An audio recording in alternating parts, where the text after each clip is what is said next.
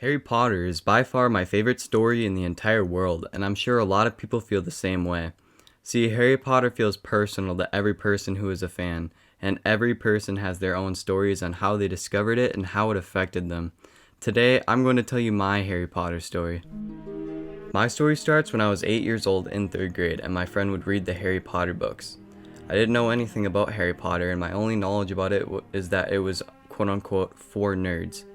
I hadn't ever seen anything to do with Harry Potter other than the book covers. Well, that summer, I can't remember what made me want to watch it so bad, but I begged my mom to buy me the Harry Potter movies. She bought me the 8-film pack from Amazon. Sadly, I never got the chance to see them in theater because I was too young when they came out. They arrived at my house, and this is when the story really begins. I was so young that I barely remember watching the first movie for the first time, but I can remember the excitement it brought me. I loved the movies, and for a whole week I remember me watching them with my family every single night. And then on the 8th night I finished the movies and it was over.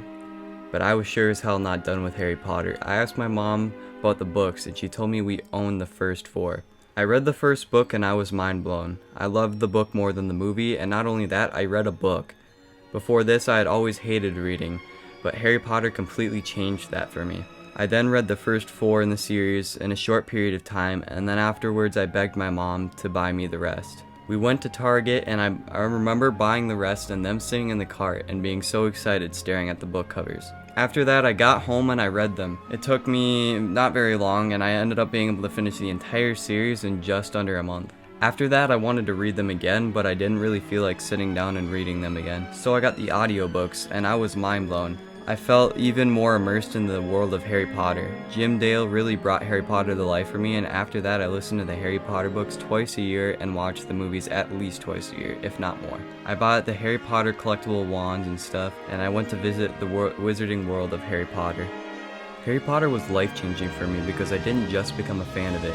It changed me. After Harry Potter, my favorite things in the world were books and movies. After that, I became a fan of other series like Percy Jackson, The Hunger Games, The Lord of the Rings, Twilight, and more. I watched movies and listened/read audiobooks all the time, and when I think about it, I realize I would be a completely different person if it weren't for Harry Potter.